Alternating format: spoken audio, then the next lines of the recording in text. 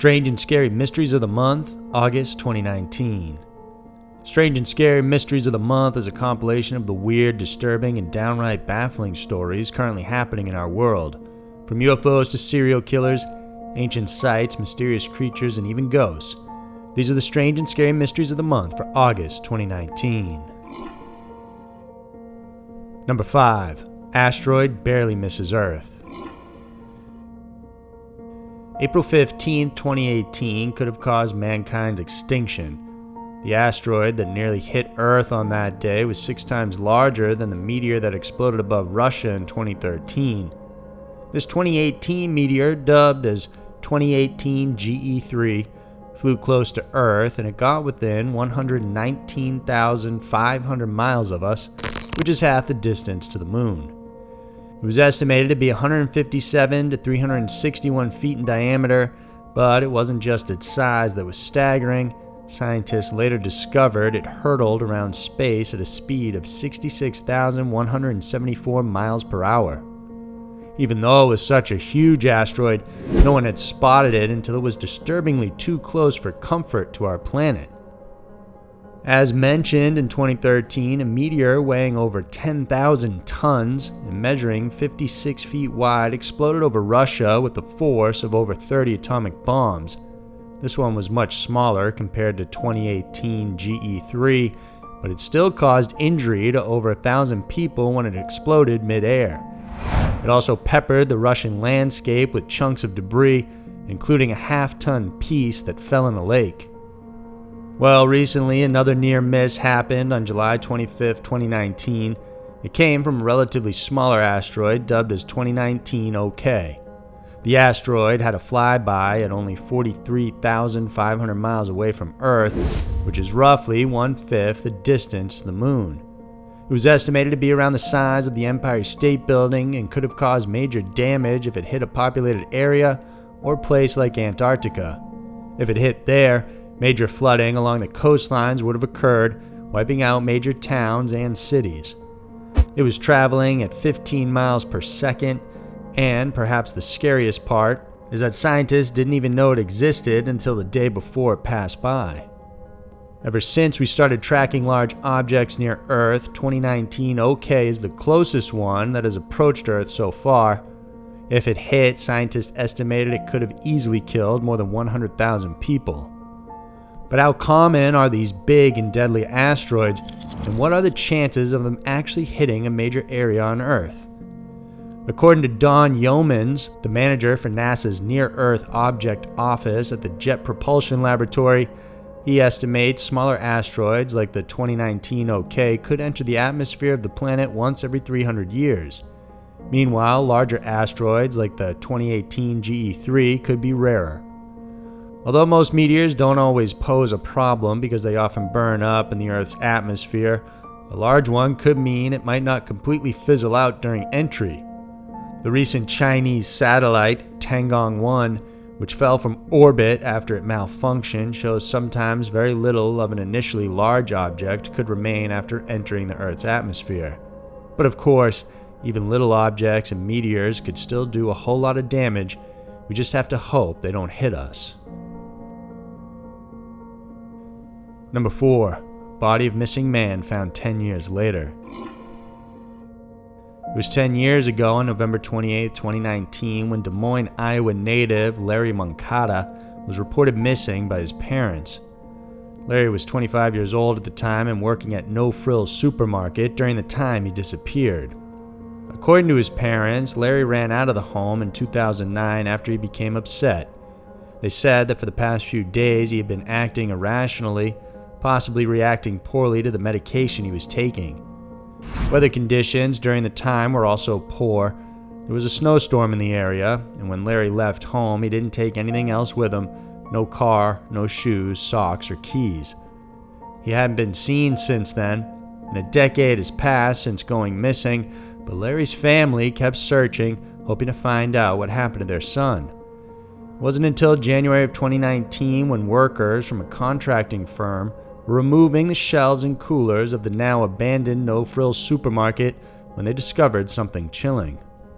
The grocery store had been closed since 2016.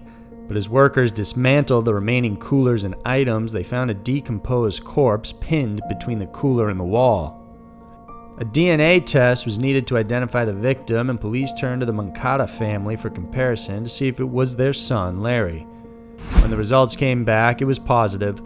Physical comparisons also matched the clothes the body was found in to the ones Larry's family described him as wearing when he bolted from home.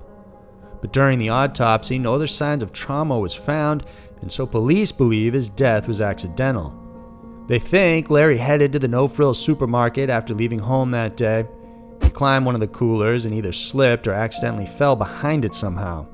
He then got wedged in the 18-inch gap between the cooler and the wall. The situation is possible, said police, since former employees said it was common for them to be on top of the coolers trying to access the storage spaces. It's likely the loud noises from the freezers might have muffled any sounds or cries for help from Larry. Even though his family is grateful to finally know what had happened to him, there are lingering questions, like for instance how the smell of the decomposing body could have gone unnoticed by any of the workers or management. Even though the place was closed and the freezers no longer working, it was still odd no one noticed or found the body until 10 years later. Number 3. Ebola virus spreads in eastern Congo. It's now considered a global emergency. The Ebola virus outbreak in eastern Congo has ballooned as the second largest outbreak in the country. The first one showed some success and reduction when a new vaccine was introduced, but the disease has made a comeback and now controlling it has become harder. This is especially true now since the hardest hit areas are located inside a war zone. Currently, there's 2,577 confirmed cases and almost 1,803 deaths as a result. Right now, there's a 67% fatality rate according to reports. It's been 11 months since the outbreak started, and it seems there's no sign of it slowing down. Confirmed reports of Ebola cases in neighboring countries like Rwanda and Uganda are also causing worry.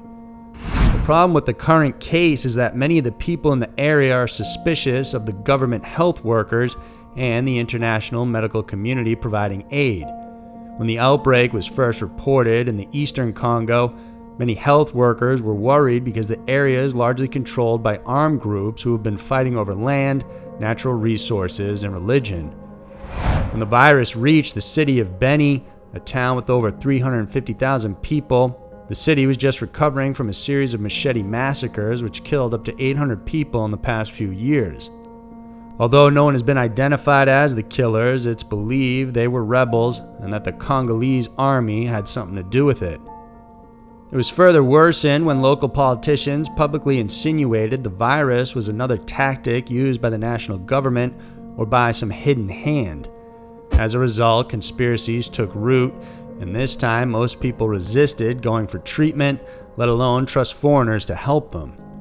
What makes it worse is that the medical workers and Ebola response teams often travel and rely on police or military escorts when treating or providing vaccinations. In the eyes of the locals, it makes doctors and health professionals highly suspicious and thus unpopular.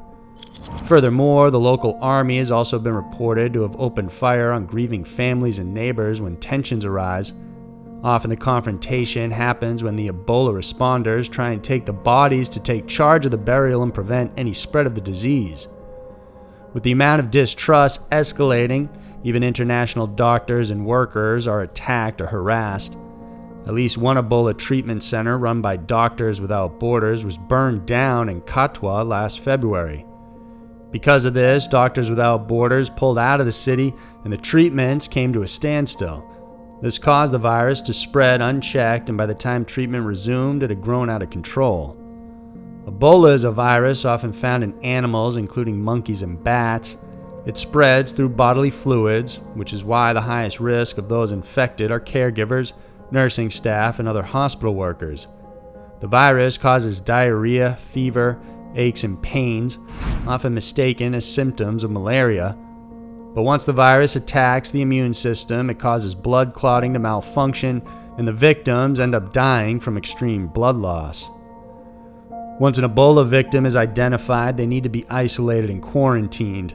The same goes for friends and family, or those they have had contact with, to make sure they're not infected too. Preventing Ebola from spreading includes having safe burial practices such as not touching or washing the body, often common in some cultures. Washing hands every chance you get also helps in curbing down the possibility of infection. As long as they keep fighting off caregivers, it's hard to say how far the virus will spread. It's a dangerous situation that needs to be monitored closely. Number 2.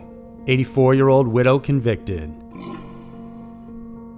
A well-known businessman in the community of Leon County, Texas, Johnny Al Britton, arrived home on May 14, 1984.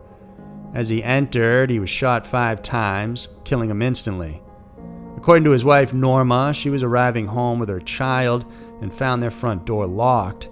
When she looked through the window, she saw guns and called police. During the investigation, cops believed Johnny was killed in a robbery. There was a blanket discovered close to the body, which was used to carry some of the items from the couple's home. A bank bag with money was also missing. 2 weeks after the incident, Norma was scheduled to take a polygraph, but she accidentally shot herself, and so her test was canceled. It was never rescheduled, and Johnny's murder case soon grew cold, with no one knowing who had killed him. In 2015, Leon County Sheriff Kevin Ellis contacted producers of the crime show Cold Justice. He sent over the evidence from the investigation and provided a background of the case.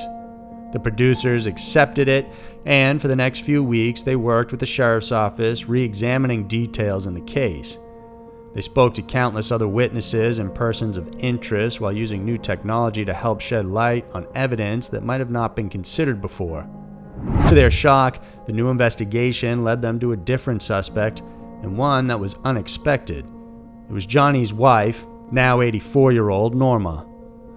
Norma was arrested and charged with the murder. After 2 days, she posted a $50,000 bail and was free to roam until trial.